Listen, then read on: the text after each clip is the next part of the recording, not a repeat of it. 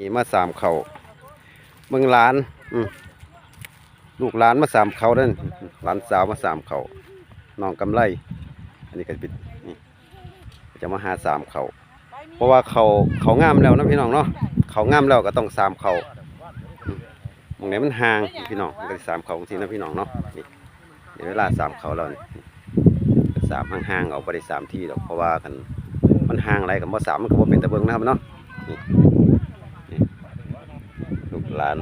น้องกำไรนั่งสามเขาโอ้หันหน้ามาทางนี้เนี่ยน่านเนี่ยนะหลานสาวกำไรทั้งสามเขาเนาะเป็นวิธีชีวิตอีกแบบหนึ่งพี่น้องมื้อนี้เป็นวันเสาร์ก็หยุดเรียนก็มาหาพี่ตาพี่น้องยังเสาร์บ้านกับวันในแต่งโตดอกพอยังเสาอยู่ครับเนาะสามเขาเตียงพอกันไหมนะครับผม